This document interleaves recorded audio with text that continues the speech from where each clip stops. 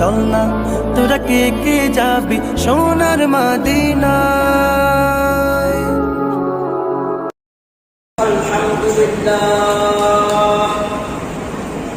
আলহামদুলিল্লাহ নাহমাদুহু ওয়া নাস্তাঈনুহু ওয়া নাস্তাগফিরুহু ওয়া নু'মিনু বিহি ওয়া নাতাওয়াক্কালু আলাইহি ওয়া না'উযু বিল্লাহি মিন শুরুরি আনফুসিনা ওয়া মিন sayyi'ati a'malina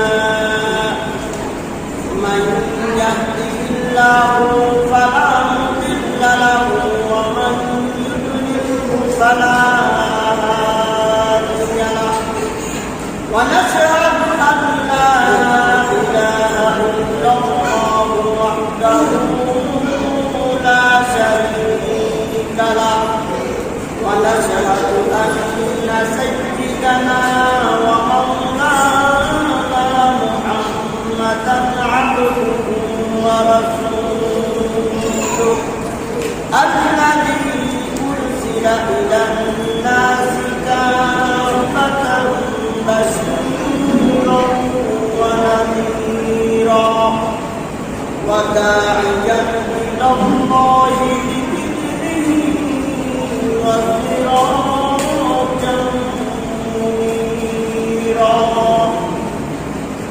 أما بعد فقد قال الله تعالى في كلامه المجيد وفرقانه الحميد أعوذ بالله من الشيطان الرجيم بسم الله الرحمن الرحيم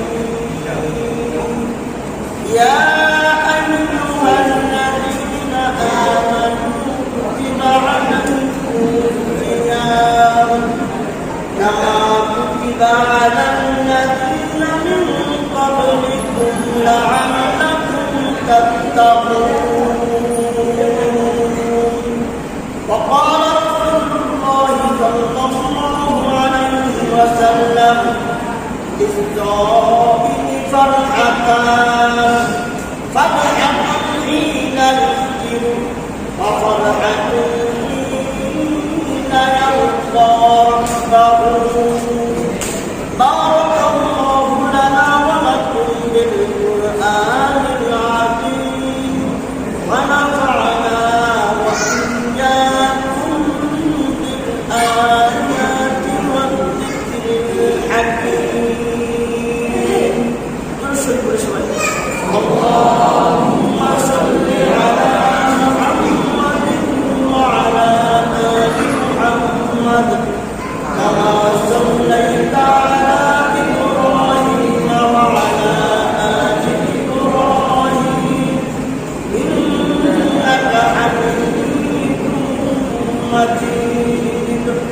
اللهم بارك على محمد وعلى آل محمد كما باركت على إبراهيم وعلى آل إبراهيم إنك حميد مجيد. محترم حاضرين, মহান আল্লাহ রাব্বুল আলামিনের দরবারে অসংখ্য শুকরিয়া, তিনি আমাদেরকে অত্যন্ত দয়া করে মায়া করে দীর্ঘ এক মাস সিয়াম সাধনা করে ঈদুল ফিতরের নামাজ আদায় করার জন্য পৃথিবীর সর্বশ্রেষ্ঠ স্থান মসজিদে আসার এবং বসার তৌফিক দান করলেন। এজন্য দিল থেকে কালিমাতা শুকর আদায় করি, বলি আলহামদুলিল্লাহ।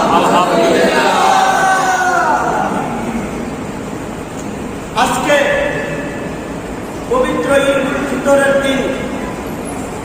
আজকের এই দিনে কতই না সৌভাগ্যবান ওই সমস্ত আল্লাহ পাক রব্বুল আলামিনের প্রিয় বান্দারা যারা বিগত একটি মাস সিয়াম সাধনার মধ্য দিয়ে কাটাইতে পেরেছে। পাশাপাশি দুর্ভাগ্য ওই সমস্ত ব্যক্তিদের যাদের শক্তি সামর্থ্য থাকা সত্ত্বেও তারা আল্লাহ পাক রব্বুল আলামিনের একটা মহান হুকুম রোজা রাখা, এটা তারা আদায় করতে পারে নাই। এটা একটা বড় একটা দুর্ভাগ্যজনক একটা বিষয়। হাদিস শরীফের মধ্যে এসেছে, সবাইকে আমাদের খেয়াল করেন, কথাগুলো বলতে সুবিধা হবে, আমাদের টাকায় দেয়। হাদিস শরীফের মধ্যে এসেছে, লোকজন যখন ঈদের নামাজ আদায় করার জন্য ঈদগাহের ময়দানের সমাবেত হয়, আল্লাহ পাক রব্বুল আলামিন ফেরেশতাদেরকে সম্বোধন করে বলেন, ও আমার ফেরেশতারা, যে ব্যক্তি তার কাজকে সঠিকভাবে পরিপূর্ণরূপে সম্পাদন করেছে তার প্রতিদান কি হওয়া উচিত? তখন ফেরেশতারা বলেন, যে ব্যক্তি তার কাজকে পরিপূর্ণরূপে সম্পন্ন করেছে তাকে পরিপূর্ণ প্রতিদান দেওয়াই উচিত। তখন আল্লাহ পাক রব্বুল আলামিন উপস্থিত ফেরেশতাদেরকে বলেন, তার বান্দাদেরকে লক্ষ্য করে, দেখো দেখো এরা আমার বান্দা, আমি তাদেরকে আদেশ করেছিলাম, দায়িত্ব দিয়েছিলাম তারা যেন রমজান মাসে রোজা রাখে, তারা তাদের দায়িত্ব সম্পন্ন করেছে, কমপ্লিট করেছে। এরপরে তারা আমার কাছে যাওয়ার জন্য বুক ভরা আশা নিয়ে তারা এখানে সমবেত হয়েছে। অতএব আমার ইজ্জতার জালালের কসম, আমার ইজ্জতার জালালের কসম, আমার এই বান্দারা আজকে আমার কাছে যেই দোয়াই করবে আমি তাদের দোয়াকে কবুল করে দেব। শুধু এখানেই শেষ নয়, আমার ওই প্রিয় বান্দাদের পাপকে, গুনাহকে পুণ্যের দ্বারা পরিবর্তন করিয়া দেব। অর্থাৎ একজন প্রকৃত রোজাদার যখন এক মাস রোজা রাখার পর ঈদের নামাজ আদায় করে সে যখন বাড়িতে যায়, সে একদম গুনাহমুক্ত ভাবে নিষ্পাপ হয়ে সে বাড়িতে ফিরে চলে যায়। অন্য হাদিসের মধ্যে, হাদিসের কুদসিতে এসেছে, আপনাদেরকে আগে আমি বলছি, আল্লাহ পাক রব্বুল আলামিন বলেন, আস-সাওমু লি ওয়া আনা আজজি বিহি, রোজা আমার জন্য, ওয়া আনা আজজি বিহি, আর রোজার প্রতিদান আমি আমার বান্দাকে নিজ হাতে প্রদান করব। সুবহানাল্লাহ। তাহলে রোজা আল্লাহর জন্য, তাহলে অন্য ইবাদত বন্দেগী আছে, এগুলো কার জন্য? একটা প্রশ্ন আসে না, আসে না? কি বলেন? আল্লাহ বলেন যে রোজা আমার জন্য, তাহলে নামাজ কার জন্য, যাকাত কার জন্য, হজ কার জন্য? কার জন্য বলেন তো? আল্লাহর জন্য। কিন্তু এটার কথা আল্লাহ বললেন যে রোজা আমার জন্য। অবশ্যই এর একটা ব্যাখ্যা আছে। ব্যাখ্যাটা হলো, দেখেন অন্য ইবাদত বন্দেগীর ক্ষেত্রে লৌকিকতা করার মানুষ দেখানোর একটা সুযোগ আছে। নামাজ পড়লাম, মনে মনে ভাবলাম লোকে আমাকে নামাজি বলবে, আমি অনেক দানশীল করলাম, মনে মনে ভাবলাম মানুষ আমাকে অনেক বড় দানবীর করবে। হজ করলাম, মনে মনে ভাবলাম লোকেরা আমাকে হাজি বলে ডাকবে। অর্থাৎ লৌকিকতা করার, লোক দেখানোর একটা সুযোগ আছে। কিন্তু রোজা আল্লাহ পাক রব্বুল আলামিনের এমন একটা ইবাদত যে এখানে লোক দেখানোর কোনো সুযোগ নেই। আছে কি বলেন? আপনি যদি আপনার ঘরের দরজা দিয়ে চাপ দেওয়ালের মধ্যে বসে কিছু খানাপিনা করেন, দুনিয়ার কেউ দেখবে, কি বলেন? কিন্তু খাই নাই, আপনারাও খান নাই, কার ভয়ে বলেন তো? আল্লাহর ভয়ে। কথা বলতে হবে, কার ভয়ে খান নাই? আল্লাহর ভয়ে। ইফতারির সময় সন্নিকটে প্রচন্ড গরম ছিল সারাদিন, ইফতারিরা 2 মিনিট বাকি আছে, আপনার সামনে কত সুস্বাদু মজাদার খাবার আপনার সামনে ছিল, কিন্তু আপনার হাত দিয়ে ধরার ক্ষমতা ছিল, কিন্তু ধরেন নাই। কার ভয়ে? আল্লাহর ভয়ে। কার ভয়ে? আল্লাহর ভয়ে। আল্লাহর ভয়ে। এজন্য আল্লাহ পাক রব্বুল আলামিন বলেছেন, আস-সাওমু লি ওয়া আনা আজজি বিহি, রোজা হলো আমার জন্য, আর রোজার প্রতিদান আমি আমার বান্দাকে আমার নিজ হাতে প্রদান করবে। অন্য রায়াতের মধ্যে আছে রাসূল আকরাম সাল্লাল্লাহু আলাইহি ওয়াসাল্লাম বলেছেন আস-সাওমু লি ওয়া আনা উযযাবি। আল্লাহ বলেন রোজা আমার জন্য আর রোজাদারের জন্য স্বয়ং আমি আল্লাহ প্রতিদান করে দেব। অর্থাৎ একজন ব্যক্তি রোজা রাখবে, রোজা রাখার মাধ্যমে সে আল্লাহ পাক রব্বুল আলামিনকে আপন করে নিল, নিজেও করে নিল। এত ফজিলত থাকা সত্ত্বেও অনেক আল্লাহ বান্দা এই সমস্ত সব থেকে তারা মাহরুম হয়ে গেছে, বঞ্চিত হয়ে গেছে, শুধুমাত্র একটু সদিচ্ছার ভাবে। আল্লাহ পাক রব্বুল আলামিন তার বান্দাদেরকে জান্নাতের মধ্যে অসংখ্য অগণিত নিয়ামত দান করবেন। এত পরিমাণ নিয়ামত দান করবেন যেগুলো দুনিয়ার মানুষ কখনো কল্পনা করতে পারবে না। আল্লাহ পাক রব্বুল আলামিন ছোট্ট দুইটা শব্দ ব্যবহার করেছেন, ওয়ালাকুম ফীহা মা তাশতাহি আনফুসুকুম, ওয়ালাকুম তোমাদের জন্য রয়েছে ফীহা ফিল জান্নাতি, তোমাদের মধ্যে জান্নাতের মধ্যে রয়েছে মা তাশতাহি আনফুসুকুম, তোমাদের মনে যা চায়, তোমাদের মনে যা চায়। অর্থাৎ জান্নাতের মধ্যে মানুষের মন যা চাইবে তাই পাবে। অর্থাৎ দুনিয়াতে জীবনযাপনের দুইটা পদ্ধতি, একটা পদ্ধতি হলো রবচাহি আর একটা হলো মনচাহি। রবচাহি মানে আল্লাহ আল্লাহ রাসূল যেইভাবে চান সেইভাবে জীবনযাপন করা, আর একটা হলো মনচাহি, মনে যেমনি চাইছে সেমনি জীবনযাপন করা। যে সমস্ত মানুষ এই দুনিয়ার জীবনে তারা রবচাহি জিন্দেগি, রবচাহি জীবনযাপন করবে, আল্লাহ যেমনি চান সেমনি যেমনি জীবনযাপন করবে, আল্লাহ পাক রব্বুল আলামিন ওই সমস্ত ব্যক্তিদের জন্য জান্নাতের মধ্যে মন চাহি জীবনযাপন দান করবে। মনে যা চায় শুধু কল্পনার জগতে আসবে, কল্পনা আসতে দেরি হবে, কিন্তু ওই জিনিস, কাঙ্ক্ষিত জিনিস তার সামনে উপস্থিত হইতে এক মুহূর্তের জন্য দেরি হবে না। আকাশ দিয়ে পাখি উড়ে যাবে, আপনার মনে যাবে আহারে দুনিয়ায় তো পাখির গোশত বড় স্বাদ ছিল, যদি একটু পাখির গোশত খাইতে পারতাম।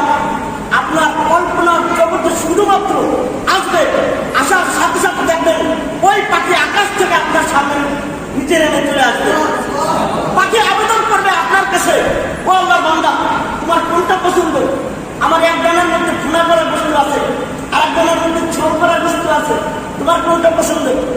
যেটা তোমার পছন্দ, তোমার পছন্দ মতো আমার থেকে আহার করো। আল্লাহর বান্দা পাখি বক্ষণ করবে, বক্ষণ করা শেষ আপনি সামনে রেখে দেবে, খাওয়া শেষ পাখি আবার ফুট করে আকাশে উঠে চলে যাবে। আল্লাহ পাক রব্বুল আলামিন জান্নাতের মধ্যে তার বান্দাদেরকে যত নিয়ামত দান করবে, দুনিয়ার প্রত্যেকটা জিনিসের একটা কোয়ালিটি আছে, একটা মান আছে, আছে না ভাই? একটা একটা মোবাইল, এটার একটা মান আছে, কোয়ালিটি আছে। কোন মানের মোবাইল, কোন কোয়ালিটির মোবাইল? জান্নাতে আল্লাহ পাক রব্বুল আলামিন আপনাকে আমাকে যে রবচাহি জিন্দেগির জন্য যে নিয়ামত দান করবেন সেটার মান কেমন হবে? সেটা কোন কোয়ালিটির হবে? হাই কোয়ালিটির উপরে হাই কোয়ালিটি। আল্লাহ পাক রব্বুল আলামিন হাদিসে কুদসিতে বলেছেন, আ'তাদতু লিইবাদিয়াস সালিহিন, আমি আমার বান্দাদের জন্য জান্নাতের মধ্যে এমন কিছু প্রস্তুত করে রেখেছি, মালা আইকুন তুহার, পৃথিবীর কোনো চক্ষু কোনোদিন দেখে নাই, ওলা উযুনুন সামিআত, পৃথিবীর কোনো কান কোনোদিন শুনে নাই, ওলা খতরা আলা কলবি বাশার, এমনকি পৃথিবীর কোনো মানুষের অন্তরে কল্পনার জগতে কোনোদিন আসে নাই। সুবহানাল্লাহ। এমন হাই কোয়ালিটির নাজার নিয়ামত আল্লাহ পাক রব্বুল আলামিন আপনার আমার জন্য জান্নাতের মধ্যে প্রস্তুত করে রেখেছেন। জান্নাতের মধ্যে একটা জায়গা আছে, জায়গাটার নাম হলো মাকআদুস সিদক। জায়গাটার নাম কি? মাকআদুস সিদক। আল্লাহ পবিত্র কোরআনে বলছেন, ফি মাকআদিস সিদক ইন্দা মালিকিল মুক্তাদির, জান্নাতের মধ্যে একটা জায়গা আছে মাকাদে সিদক। মাকাদে সিদক এমন একটা জায়গা, কিতাবের মধ্যে লেখছে যে জান্নাতীরা, অর্থাৎ জান্নাতী যারা হবে, জান্নাতীরা মাকাদে সিদকের ভিতরে, আমাদের খেয়াল করেন, মোবাইলে খেয়াল করেন, জান্নাতের মধ্যে জান্নাতীরা জান্নাতের মাকাদে সিদকের ভিতরে তাদের স্ত্রীদেরকে নিয়ে, তাদেরকে নিয়ে, স্ত্রীদেরকে নিয়ে জান্নাতের মধ্যে দুনিয়ার আড্ডা মারে না, কি বলে আড্ডা মারে, তারপরে বিভিন্ন পার্টি করে শহরে লাগায়, করে না করে না?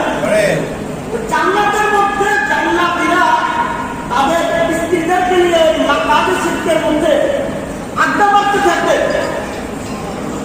আল্লাহ পাক রব্বুল আলামিন প্রত্যেকটা জান্নাতীকে কমপক্ষে 70 জন করে স্ত্রী দান করবে। আজকে রাখছে আল্লাহ নিয়ামতে আপনার মনে খুশি না মনে হয়?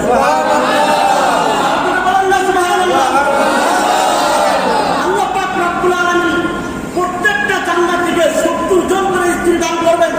সেই স্ত্রীরা দুনিয়া মাটির বানানো মানুষ হবে না, তারা হবে মেশক, আম্বর, জাফরান আর কাফুর দিয়ে তৈরি হবে। এত সুন্দরী হবে, কিতাবের মধ্যে লাগছে তাদের হাড্ডির ভিতর দিয়ে গোস্ত ভেদ করে, হাড্ডির ভিতর দিয়ে হাড্ডির ভিতর যে মগজ আছে এই মগজ পর্যন্ত দেখা যাবে। এত সুন্দরী হবে। জান্নাতের ওই সমস্ত হুররা যদি দুনিয়ার সূর্যের সামনে, কিসের সামনে? সূর্যের সামনে যদি তাদের আঙ্গুলটা এরকম উঁচা করে ধরত, ধরার সাথে সাথে দুনিয়ার সূর্যের আলো অন্ধকারে রূপ নেবে।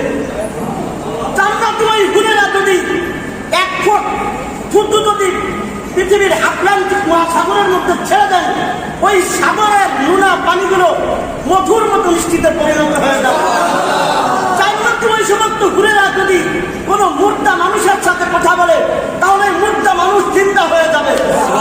আর যদি কোনো জিন্দা মানুষের সাথে ওই জান্নাতি হুরেরা যদি কথা বলতো, তাহলে জিন্দা মানুষের সাথে সাথে কলিজা ফেটে যেত। কিন্তু দুনিয়ার মা বোনেরা তো আমার বয়ান শুনতেছে, তারা হয়তো মনে মনে বলতেছে, হুজুর জান্নাতি হুরদের এত বৈশিষ্ট্য হবে, তাই আমরা দুনিয়ায় থেকে রোজা রাখলাম, হজ করলাম, যাকাত দিলাম, আর তো অনেক ইবাদত বন্দেগী করলাম, আমরা কি করব? কি বলেন? এমন একটা প্রশ্ন, আকাঙ্ক্ষা মা বোনদের অন্তরে জাগতে পারে না, পারে না? কি বলে? পারে না, পারে না? আল্লাহ বলেন দুনিয়ার স্ত্রী যারা হবে, দুনিয়ার মানুষ মহিলারা যারা হবে, তারা যদি তাকওয়ার জিন্দেগি অবলম্বন করতে পারে। তাকওয়া মানে কি? আল্লাহর ভয়। তাকওয়ার জিন্দেগি, আল্লাহকে ভয় করে যদি তারা চলতে পারে, তাহলে কিতাবের মধ্যে লাগছে, তাহলে দুনিয়ার এই সমস্ত মহিলারা জান্নাতি হুরদের চাইতেও 70,000 গুণ বেশি সুন্দর হয়ে যাবে। জান্নাতীরা আসেন, এখন সময় সংক্ষিপ্ত বুঝাই নিয়েছে।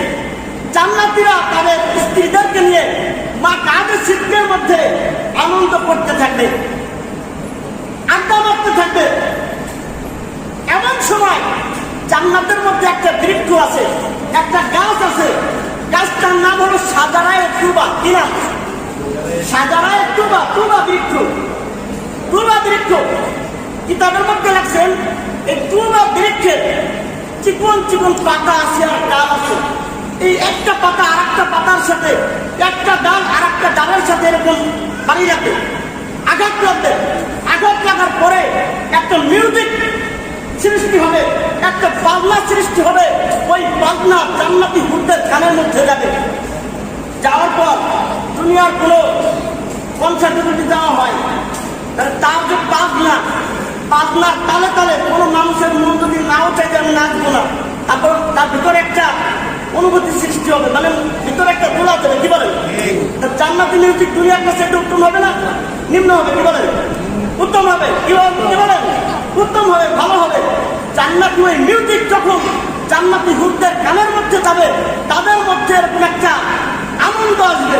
তখন তারা তাদের স্বামীদেরকে নিয়ে চারিদিক দিয়ে ঘুরে তারা নৃত্য পরিবেশন করতে থাকবে।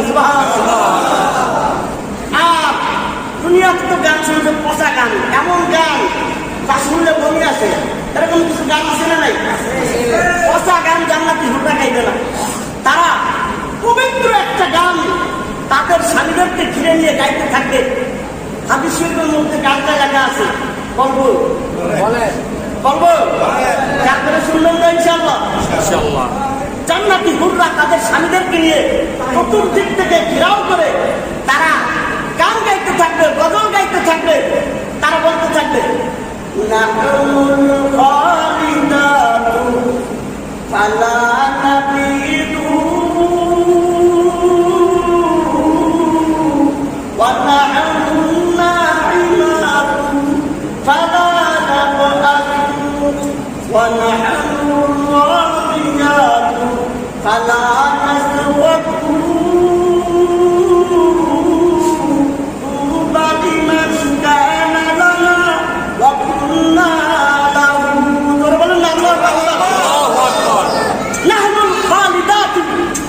জান্নাতি হুরেরা আপনাকে আমাকে, আমরা তো ইনশাআল্লাহ জান্নাতি হব। আশা আছে না নাই? আশা আছে না নাই? আমরা একদিন জান্নাতি হব। জান্নাতি হুরেরা আমাদের চতুর্দিক থেকে ঘেরাও করে গাইতে থাকবে, বলতে থাকবে, নাহনুল খালিদাতু, ও বান্দা তুমি তো যাকে বিয়ে করছিলা, যাকে স্ত্রী রূপে গ্রহণ করছিলা, তার একটা শেষ আছে, হয়তো মরে গেছে অথবা তার একটা হয়ে গেছে গা, কিন্তু নাহনুল খালিদাতু, আমরা তোমাদের সাথে চিরদিনের জন্য থাকবো। ফালা নাবিদু, আমরা কোনদিন তোমাদের থেকে দূর হব না। ওয়া নাহনুন নাইমাতু ফালা নাবআসু ওয়া নাহনুন নাইমাতু, আমরা সবসময় আনন্দিত থাকবো। দুনিয়াতে কত কিছুই দাম মানে স্ত্রীরা দেয়, তারপরে দেওয়ার পর অনেক স্ত্রীরা আছে মুখটা একদম পুরাই রাখে, আছে না নাই? মনে হয় যে আমার পেশার রাত মনে হয় তার মুখের উপর দিয়ে গেছে, এরকম কিছু মহিলা আছে না নাই? আবার বাবাও আছে, কি বলেন? তো জান্নাতি হুরেরা বলবে, ওয়া নাহনুন নাইমাতু ফালা নাবআসু, দেখো আমরা চিরদিন চিরজীবন আমরা চিরদিন আনন্দিত থাকবো, আমরা কোনোদিন ফালা নাবআসু, আমরা কোনোদিন দুঃখিত হব না। ওয়া নাহনুর রাদিয়াতু ফালা নাসখাতু, এরপরে জান্নাতি হুরেরা বলবে, আমরা চিরকাল সন্তুষ্ট থাকবো, চাই দেন না দেন আমরা কি থাকবো? সন্তুষ্ট থাকবো। ফালা নাসখাতু, আমরা কোনোদিন অসন্তুষ্ট হব না। লাস্ট ফিনিশিং দিবেন, তুবা লিমান কানা লানা ওয়া কুন্না লাহু, ও আল্লাহর বান্দা তুমি যেমন আমাদের মতো স্ত্রী পেয়ে ধন্য হয়েছো, আমরাও তোমাদের মতো স্বামী পেয়ে ধন্য হয়ে গেছি। জান্নাতীরা যারা আছে এইভাবে তারা মাকআদুস সিদকের মধ্যে আনন্দ উল্লাসের মধ্যে থাকবেন। এমন সময় উপর থেকে একটা আওয়াজ আসবে, কোথা থেকে? সবাই খেয়াল করেন কোন জায়গা থেকে আওয়াজটা আসবে? উপর থেকে একটা আওয়াজ আসবে। আওয়াজটা কি আসবে? আওয়াজটা আসবে, আসসালামু আলাইকুম ইয়া ইবাদি। সুবহানাল্লাহ বলেন, আসসালামু আলাইকুম ইয়া ইবাদি। আল্লাহ পাক রব্বুল আলামিন তার গোলামদেরকে, তার বান্দাদেরকে সালাম দিবেন, ও আমার বান্দা তোমাদের উপর শান্তি বর্ষিত হোক। আল্লাহ পাক রব্বুল আলামিন যে আমাদেরকে জান্নাতের মধ্যে সালাম দিবেন, এটা আগের থেকে আল্লাহ আমাদেরকে জানাই দিয়েছেন। কুরআনুল কারীমের মধ্যে আল্লাহ আয়াতে বলছেন, তাহিয়াতুহুম ইয়াওমা ইয়ালকাউনাহু সালাম। আল্লাহর সাথে তার বান্দাদের যখন দেখা হবে, সাক্ষাৎ হবে, আল্লাহ তার বান্দাদেরকে সালাম দিবেন। সুবহানাল্লাহ। জান্নাতীরা বুঝতে পারবে যে এটা আল্লাহ তাআলার পক্ষ থেকে আসছে। জান্নাতীরা উপর দিকে তাকাবে, কিছুই দেখা যাবে না, কিছুই দেখা যাবে না, কিন্তু আরেকটা আওয়াজ তারা শুনতে পাবে। তারা শুনতে পাবে, হাল ওয়াজাদতুম মা ওয়া'আদা রাব্বুকুম, তোমাদের রব, তোমাদের প্রভু, তোমাদের প্রতিপালক দুনিয়াতে কোরআন হাদিসের মধ্যে যে সমস্ত প্রতিশ্রুতি দিয়েছিলেন নবীদের মুখে, উলামায়ে কিরামের মুখে, তোমরা যে সমস্ত নাওয়াজ নিয়ামতের কথা শুনেছ, সবকিছু কি পাইছো? কে জিজ্ঞেস করবেন? কে জিজ্ঞেস করবেন? আল্লাহর নামটা কি করে বলেন? কে জিজ্ঞেস করবেন? আল্লাহ জিজ্ঞেস করবেন যে যা যা নিয়ামতের কথা বলা হয়েছিল সবগুলো কি পাইছো? একদম জান্নাতীরা তারা বলবে, আল্লাহ আপনি যা যা প্রতিশ্রুতি দিয়েছিলেন আমরা তো সব কিছুই পাইছি, সব কিছু কি পাইছি, সব আমাদের নিয়ামত আমরা পেয়ে গেছি। কিন্তু আর এক দল জান্নাতীরা তারা বলবে না না না না না না, তোমরা সঠিক বলো নাই।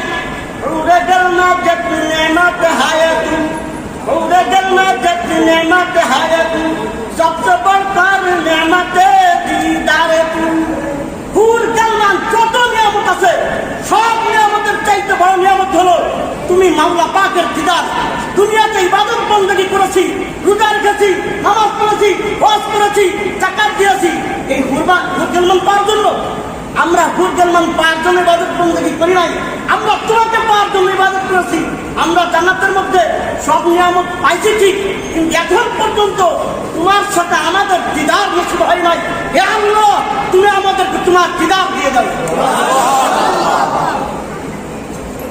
জান্নাতীরা আল্লাহ তাআলার দিকে, উপরের দিকে তাকাবে।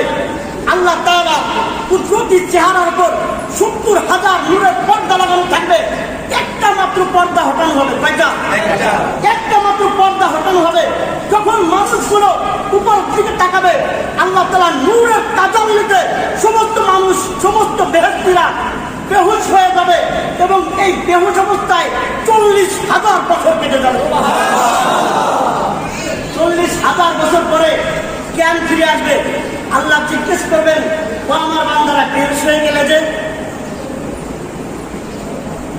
জান্নাতীরা উত্তর দিবেন যে আল্লাহ, আমরা যখন আপনার নূরের তাজাল্লির দিকে দৃষ্টি করলাম, আপনার নূরের তাজাল্লি আমরা বরদাস্ত করতে পারি নাই, এই জন্য আমরা বেহুশ হয়ে গেছি।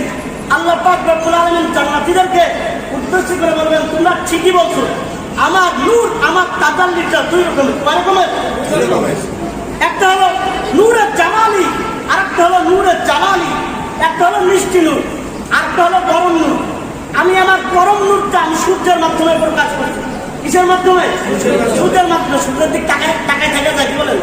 সূর্য যখন পরিপূর্ণরূপে ওঠে, সূর্যের দিক তাকায় থাকা যায়। আল্লাহ বলেন, আমার একটা নূর, নূরের জামালি আমি সূর্যের মাধ্যমে প্রকাশ করছি।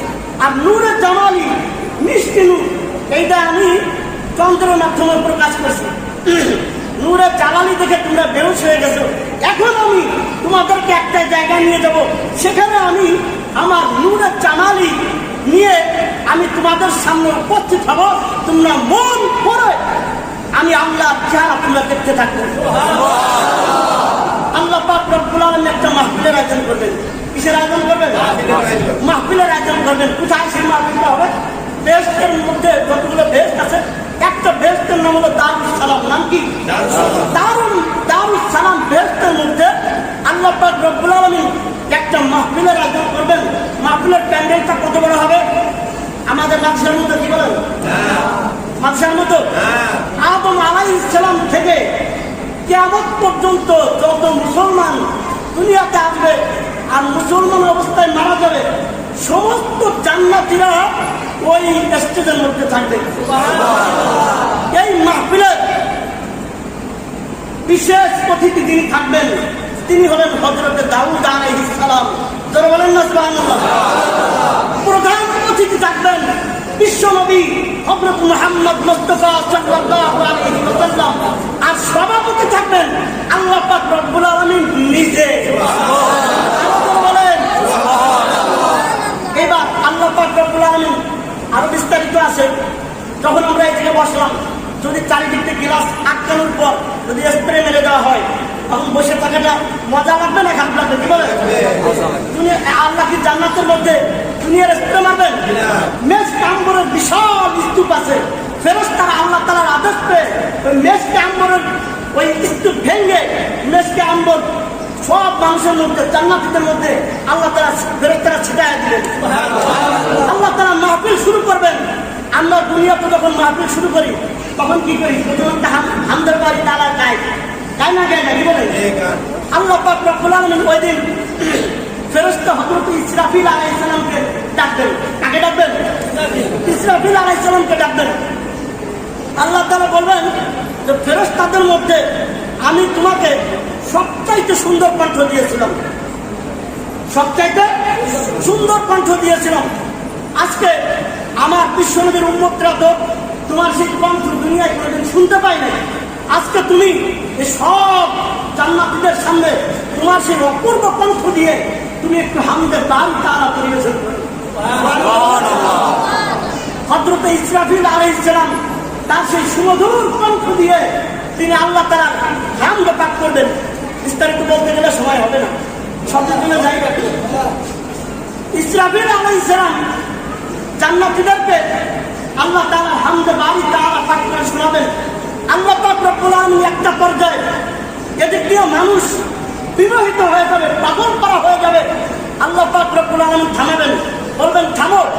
এইবার আল্লাহ তাআলা হযরত দাউদ আলাইহিস সালামকে বলবেন যে আমি তোমাকে এত সুন্দর কণ্ঠ দিয়েছিলাম, তুমি যখন তোমার কণ্ঠ দিয়ে জাবর কিতাব তেলাওয়াত করতে, তোমার ওই সুমধুর কণ্ঠ শোনার জন্য আকাশের থেকে পাখি জমিনে নেমে চলে আসছে।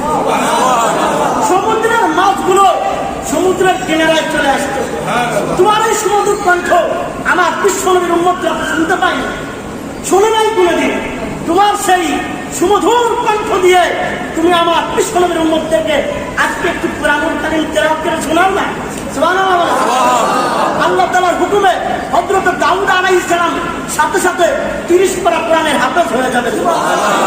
দাউদ আলাইহিস সালাম এই সব জান্নাতীদের সামনে তিনি সূরা তাহা তেলাওয়াত করে শোনাবেন। কি তেলাওয়াত করে শোনাবেন? সূরা তাহা তেলাওয়াত করে শোনাবেন। তেলাওয়াত করতে গেলে আমার সময় হবে না, সামনে চলে যায়। দাউদ আলাইহিস সালামের কণ্ঠ শুনে সমস্ত জান্নাতীরা পাগল পারা হয়ে যাবে।